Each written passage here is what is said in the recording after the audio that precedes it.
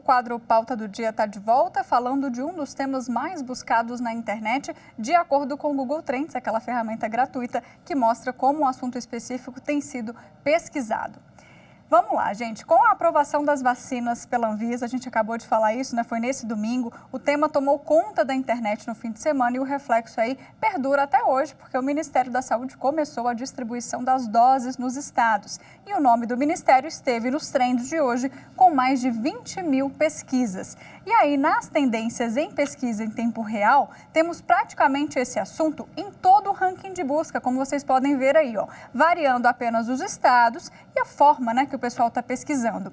Os primeiros aviões da FAB começaram a sair do aeroporto de Guarulhos hoje de manhã, levando cerca de 44 toneladas de vacina, inicialmente aqui para o DF e para as capitais de 10 estados. São eles: Acre, Amapá, Amazonas, Ceará, Goiás, Mato Grosso do Sul, Piauí, Rondônia, Roraima e Santa Catarina. Para falar sobre isso, então, eu converso com Sérgio Nishioka, infectologista e doutor em epidemiologia, e Davi Ubaes, que é diretor científico da Sociedade de Infectologia do Distrito Federal. Boa noite, bem-vindos aqui, doutor Davi, doutor Sérgio, tudo jóia? Tudo bem. Boa noite. Boa noite a vocês. Bom, antes da gente começar aqui a nossa entrevista, eu quero deixar todo mundo na mesma página, então a gente vai ver um VTzinho curtinho que a gente preparou para vocês entenderem como é que funciona, então, a partir de hoje, essa campanha de vacinação. Pode rodar. O governo federal diz que, ao chegarem nas capitais, as vacinas devem ser distribuídas aos municípios onde serão aplicadas as doses. A estimativa do Ministério da Saúde é vacinar, neste primeiro momento, cerca de 2.800.000 pessoas. No norte, 337 mil pessoas. No nordeste, 680 mil. No sudeste, 1.200.000 pessoas. No sul, 357 mil. E no centro-oeste, 273 mil pessoas. Governadores de diversos estados estiveram em São Paulo no ato simbólico de entrega das vacinas. O uso emergencial das vacinas Coronavac e da vacina AstraZeneca foi aprovado em decisão unânime pelos diretores da Anvisa. A enfermeira Mônica Calazans foi a primeira pessoa imunizada no Brasil. Bom, tá aí o resuminho, então, de tudo que aconteceu de ontem para hoje relacionado à vacina. E eu já começo com a pergunta seguinte, né? Coronavac e AstraZeneca são as duas que foram aprovadas. Eu quero entender, doutor Sérgio, primeiro, qual que é a diferença entre essas duas vacinas? Pois não, a Coronavac é uma vacina de vírus inativado. Então, para se produzir, tem que partir do vírus vivo, inativá-lo quimicamente e é fabricado, né, a vacina, e quando o que é administrado na pessoa é o vírus inteiro, tá? Com todos os seus determinantes antigênicos. É uma vacina, vamos dizer, mais complexa do ponto de vista, assim, tem mais proteína, tem mais antígeno para imunizar a pessoa. Já a vacina da AstraZeneca é uma vacina de vetor viral inativado. Inativado não, perdão. É um vetor que não se multiplica. E esse é um vírus, um adenovírus de macaco, no caso dessa vacina, e que ele leva um material genético do vírus, só o material genético, um genoma, para a produção de uma proteína que fica na espícula, né, que é daquela coroa do coronavírus, e que vai, então, que é responsável pela entrada do vírus na célula. Então, ele vai induzir a formação de anticorpos pelo organismo, que vão bloquear esse antígeno e, então, proteger o indivíduo da doença. Tá certo, a explicação técnica aí, são duas vacinas diferentes, mas com o mesmo propósito, né? A gente produzisse esse anticorpo para se defender do vírus. Doutor Davi, então vamos lá. A primeira vacina que já tem gente tomando, né? Que a distribuição começou hoje é a Coronavac. Grupo prioritário. A gente queria entender aqui quem está nesse grupo e por quanto tempo será, né? Até viu o grupo 2 ou a fase 2, como eles estão chamando, nesse calendário vacinal que ainda não foi totalmente esclarecido e divulgado, né? Então, é o seguinte, esse calendário vai depender muito das condições locais em que cada gestor decida fazer a distribuição e aplicação da vacina. Mas o que é importante que a gente saiba é que essa definição de grupos prioritários, e que isso tem como base, fundamentalmente, que nós não teremos vacinas para todos, isso responde ao risco de óbito e ao risco de casos mais graves. Então, a opção do Brasil e da maior parte dos países foi começar exatamente por essas pessoas que já, ao longo da pandemia, nos mais diferentes estudos epidemiológicos, ficaram bem definidas como aquelas que são mais proclives a desenvolver casos graves e, inclusive, ir a óbito. A disposição desses diferentes grupos nas prioridades também responde à questão de tipo de distribuição dessas populações em cada uma das entidades federais. Só um exemplo, alguns estados terão populações indígenas, nem todos os estados da federação têm população indígena, então você vai direcionar, nesse caso, o seu dispositivo vacinal para esse tipo de população.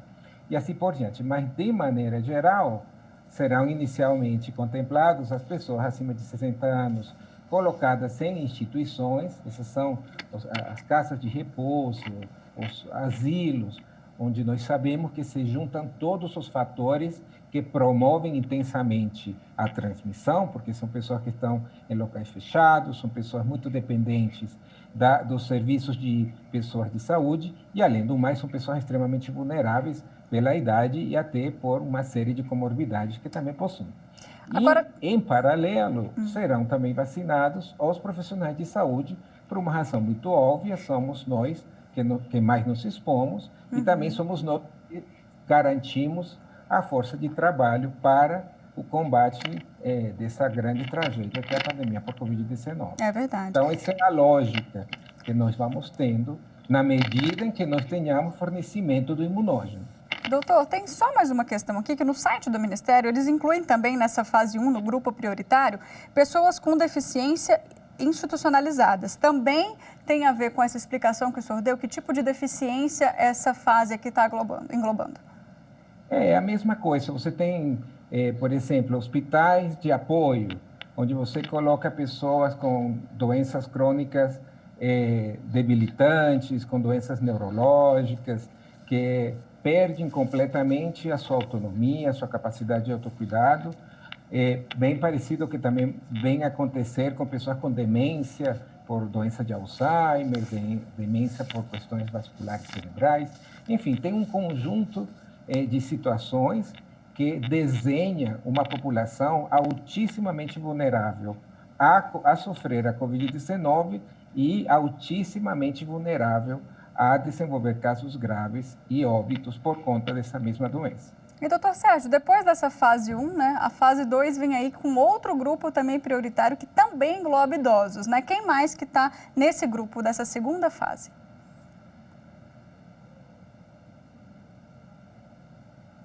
Eu acho que são só esses idosos, né? Na fase 3 é que estão os portadores de comorbidades, né?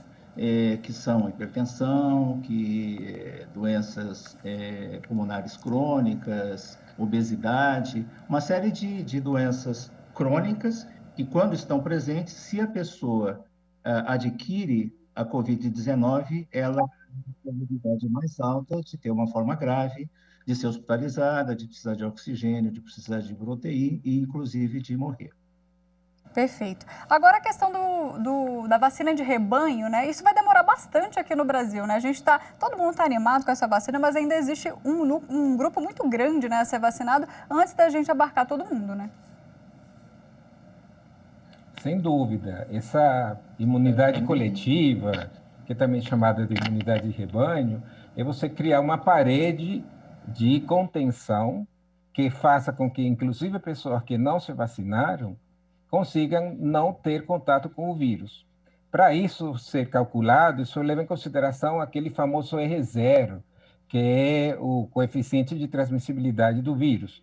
Então, para a Covid-19, em média, isso sempre não é assim, porque a depender de alguns contextos pode ser maior ou menor, em média é 2,7 a 3, então se estima que tenha que ser vacinada 70% da população suscetível E, a partir daí, você teria, então, esse sistema que faz com que você não consiga atravessar no seu caminho nenhuma pessoa que seja ainda suscetível. E, dessa maneira, o vírus começa a ter tanta dificuldade em encontrar alguém para ele infectar, que chega uma hora que você começa a ter o controle da circulação viral. Isto não significa que nós eliminemos o vírus, isso por uma parte, isso é muito importante. Nós teremos que conviver com o vírus por muito tempo e existe ainda uma dúvida, ainda a gente vai ter que se aprofundar no conhecimento, vamos ter que estudar mais a partir do uso das vacinas, no que diz respeito à sua capacidade de bloquear a transmissão, porque ela, o que tem ao certo é a capacidade de que as pessoas não desenvolvam casos graves na sua imensa maioria. Agora, a capacidade de transmitir, isto é, que essas pessoas, após vacinadas, possam se infectar e passar para os outros, isso é uma questão que está para ser definida para as mais diversas vacinas que nós temos. Existem alguns dados, por exemplo, para a vacina de AstraZeneca, que parece apontar para que isso possa vir a acontecer. Mas, de fato, nós teremos novos dados, lembrando que nós estamos caminhando numa velocidade enorme e que a gente vai aprendendo na medida que nós vamos colocando e implementando as medidas e na medida que nós consigamos monitorar essas pessoas que estão sendo infectadas junto com os diferentes cenários de transmissão do vírus. Perfeito. Agora a questão da eficiência dessa vacina e do tempo, né? Tomei a vacina, doutor Sérgio, e depois de quanto tempo eu já estou imunizado? Tem uma segunda dose? Isso vale só para a Coronavac ou isso vale para todas as vacinas? Como é que isso funciona? Não, para todas as vacinas são feitos estudos. Inicialmente, todos gostariam de que a sua vacina imunizasse com uma dose só, mas isso não foi possível nessas duas vacinas e na maioria das vacinas que estão sendo aprovadas e que estão em fases adiantadas de estudo, com uma exceção, todas elas exigem 2 doses. Agora, o intervalo entre essas doses varia de vacina para vacina e tem a ver com os estudos que foram realizados, né? No caso da Coronavac, foram estudados intervalos de 14 dias ou 28 dias, tá? Sendo que o estudo fase 3, né, que esse que deu o respaldo aí à aprovação da Anvisa, foi basicamente com um intervalo mais curto, de 14 dias. No caso da vacina da AstraZeneca, supostamente ela deveria ser usada com intervalo de 4 a 6 semanas, mas os estudos deles tiveram alguns problemas aí de cumprir esse intervalo e, na verdade, eles tiveram um número grande de pessoas que não de forma planejada, mas tomaram a vacina em intervalos mais longos, de até 12 semanas, tá? E no caso da AstraZeneca, surpreendentemente, porque isso não estava planejado, eles verificaram, inclusive, que se o espaçamento entre as 2 doses era maior, a eficácia, né, que é o termo correto aí, da vacina, foi um pouco maior. Então, no caso da Inglaterra, que foi o primeiro país que aprovou o uso dessa vacina, eles aceitaram na bula deles, né, que a vacina pode ser administrada entre 4 e 12 semanas, tá? Já outros reguladores aí, outras agências, preferem que seja preferencialmente de 4 a 6, mas havendo a possibilidade, dependendo dos programas de imunização, de espaçar até 12 semanas entre as 2 doses. Só para esclarecer aqui em relação aos grupos prioritários e as fases, fase 1 da campanha, trabalhadores de saúde e pessoas de 60 anos ou mais que vivem em instituições, né, de longa permanência, como o doutor citou, como asilos, população indígena. E aí, na segunda fase, as pessoas acima de 60, mas que não têm essas condições, não vivem nessas condições. E na fase 3, as pessoas com comorbidades, como diabetes, hipertensão grave, doença pulmonar crônica, doença renal, doença cardiovascular e por aí vai. Só para a gente esclarecer, então, quais são esses 3 primeiros grupos que o governo já divulgou, né, quem são essas pessoas prioritárias que vão tomar a vacina. Agora, doutor Davi, o Instituto Butantan ele já entrou com um segundo pedido de uso emergencial, né, a Anvisa, que contempla aí 4,8 milhões de doses da Coronavac. Coronavac. Então, como é que funciona um pouquinho esse processo, né? O senhor mencionou aí na sua fala que não tem vacina para todo mundo ainda, né? A gente é um país de dimensão aí continental, então realmente vai ser difícil vacinar toda a população, então por isso esse segundo pedido já é emergencial, né? Então, veja só, nós temos uma figura que chama registro sanitário. Esse registro sanitário é um processo longo, muito minucioso, muito de revisão, no mínimo detalhe, que medicamentos, vacinas, que ferramentas de diagnóstico são submetidos nas agências regulatórias, Anvisa, Agência Europeia, Agência Americana. Então, quando você tem esse registro sanitário, digamos que isso é o registro definitivo daquele produto.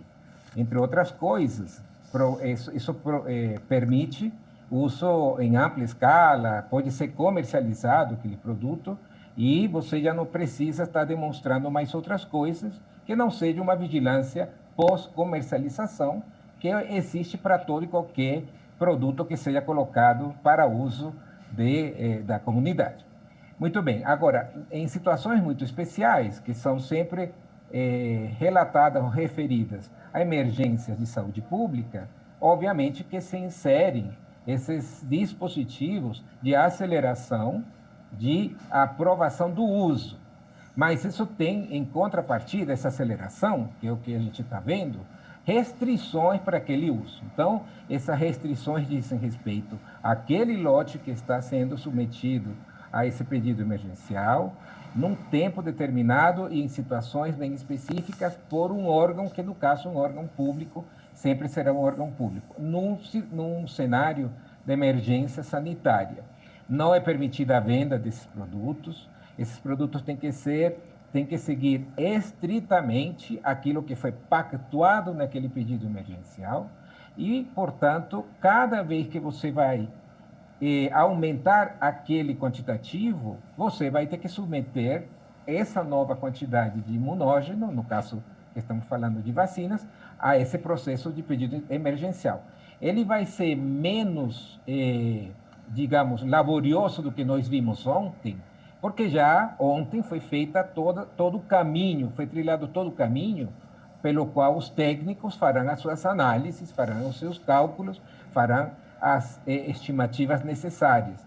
E, obviamente, o fato de nós já termos um dos pedidos emergenciais desses primeiros lotes aprovados facilita o trabalho da agência regulatória, sem que isso signifique que o rigor vai ser menor ou que não exista uma possibilidade, mesmo que seja extremamente remota, de que não seja aprovado esse segundo pedido. Isso é uma questão teórica que estou esclarecendo, porque isso faz parte da lei, né? E a gente está falando aqui que a Anvisa é uma executora da lei, e isso é o que ela faz. Então, cada vez que uma dessas empresas pretenda fazer esse uso, digamos, para atacar a pandemia, que é o uso emergencial, vai se submeter a esse processo acelerado, resumido, mas que tem, então, todas essas restrições. Em paralelo, a própria empresa, o próprio laboratório, o patrocinador que fez esse produto, também pode solicitar o registro sanitário, que é o registro definitivo, e esse é um processo muito mais longo, muito mais aprofundado e que redunda no final do processo nesse registro absolutamente definitivo para o produto. Claro, por favor, complemente. Então, só um complemento, doutor Davi, me parece que esse segundo pedido do Butantan já diz respeito a uma vacina que já vai ser invasada pelo Instituto Butantan aqui no Brasil. Então, do ponto de vista sanitário da Anvisa, não é idêntico ao que foi aprovado ontem, porque tem uma etapa a mais, que é pegar a vacina e colocar dentro do frasco, né? Que parece uma coisa banal, mas ela tem toda uma complexidade. Tem que ter aquela rolinha que tampa, né? o frasco. Tudo isso daí tem que ser sabido como é que é feito, que tem que ter controle de qualidade, tem uma série de coisas. Então, confirmando, né, o que falou o doutor Davi, basicamente tudo que já foi feito não vai ser repetido, mas essas coisas, pequenas coisas a mais que vão ser feitas aqui, a Anvisa vai ter que avaliar, tá? Mas vai ser uma vírgula comparado com o que foi feito e foi apresentado ontem. Na verdade, a gente tem que garantir sempre as boas práticas, porque lembra muito bem que a Anvisa está garantindo a segurança para milhões de pessoas que vão ser submetidas àquele tratamento. Então, são situações muito delicadas, né? Que às vezes as pessoas têm alguma dificuldade de entender porque demora, porque tem tantos cálculos, porque tem tanto detalhe. E porque realmente você tem que ser muito estrito. E a Anvisa é uma das agências reguladoras mundialmente formadoras de processos de regulação de medicamento. Então, ela faz parte dos nós mundiais, onde esse tipo de coisa é feita no concurso do conhecimento técnico. Deixa eu só dar um resuminho aí dessa explicação mais técnica para que o público possa entender. E se eu falar alguma besteira, por favor, me corrijam, né? Essa vacina da Coronavac, né, que foi feita, não foi feita, na verdade, né, foi produzida lá na China, a Coronavac veio para o Brasil, o imunizante veio prontinho, não é isso? Então, o Butantan, nessa primeira fase, fez o estudo 3, na fase 3 do estudo, que é aplicação, enfim, ver as consequências, estudar o público, quais são as reações e tudo mais. Então, essa foi o primeiro processo que o Butantan fez. E agora, nesse segundo pedido, na prática, o que vai mudar é que esse imunizante vem da Coronavac, vem lá da China, e o Butantan, então, vai invasar naqueles frasquinhos que a gente viu, e aí sim liberar para a população. Esse é o processo, explicando rapidamente, seria isso? Sem dúvida. Sem dúvida. Exatamente. Porque existe uma transferência de tecnologia da Sinovac para o Butantan. Essa é a primeira etapa dessa transferência. À medida que o tempo for passando, o Butantan vai fabricar, propriamente dito, a vacina aqui, e depois de um certo tempo, que não se foi divulgado quanto, a vacina será totalmente fabricada aqui no Brasil. Perfeito, ótimo esclarecimento. E vale lembrar também, doutor Davi, em relação à questão da vacina, a gente sabe que vai ser aí a passos lentos para imunizar todo mundo, vale lembrar que todo esse novo normal que a gente tem vivido, de máscara, de álcool em gel, isso continua, né? Sem data para voltar à nossa antiga vida aí de aglomerar, de sair sem máscara. Então, por isso que eu não gosto desse termo novo normal, porque isso não é normal. Então, é verdade. Isso disfarça um pouco e faz, de alguma maneira, uma normalização que é totalmente nefasta. Nós estamos numa situação muito grave, uma situação sanitária que precisa de todos nós, coletivamente, de pensarmos no que importa para a gente, todos nós juntos, sermos uma vacina antes da vacina. Na verdade, é isso. E vários países no mundo demonstraram que isso é possível, né? Vários países controlaram a pandemia sem vacina. Então, não tem novo normal. Na verdade, é uma exigência de uma pandemia que, como na história das pandemias, nós já sabíamos que o ser humano é exigido de mudanças na sua forma cultural, na maneira que ele entende os processos. Isso aconteceu e acontecerá, sem dúvida alguma, com a pandemia Covid-19. Então, é uma nova configuração daquilo que nós consideramos as nossas formas de conviver com o mundo. Doutor Sérgio, quer complementar? Assim, acho que seria de interesse aí do telespectador também ressaltar que não só as duas vacinas aprovadas aqui no Brasil, mas todas as aprovadas até agora no mundo todo, né, incluindo a Pfizer, a Moderna, a da Gamaleya, que é a russa, nenhuma delas demonstrou que ela protege os vacinados contra a infecção pelo vírus. Só foi estudado até agora se ela protege contra a doença, e isso foi demonstrado para todas elas, tá? Sim. Novos estudos aí, ou estudos que já estão em andamento, eventualmente vão responder essa pergunta que é muito importante, né? Se realmente a vacina protege o indivíduo de se infectar pelo vírus. Mas até agora isso não está comprovado e é mais um conhecimento importante para que não se relaxe nas medidas de proteção, de distanciamento social, de uso de máscara, de uso de lavagem de mãos, uso de álcool em gel, e isso certamente vai se fazer necessário ainda por muito tempo aí, pelo menos por esse ano, possivelmente por mais, né? São muitas perguntas ainda sem respostas, né? Infelizmente. Bom, doutor Sérgio, muito obrigada pela sua participação aqui conosco, viu? Eu que agradeço aí. Doutor Davi, agradeço também seu tempo, seu conhecimento aqui passado. Disposição, sempre que precisar, estamos por aqui. Bom, esta edição do Jornal da Justiça fica por aqui. Você pode rever o jornal e esse quadro, Pauta do Dia, lá no canal do YouTube. Anota aí o endereço, youtube.com/TV Justiça Oficial. Uma boa noite para você. Até mais.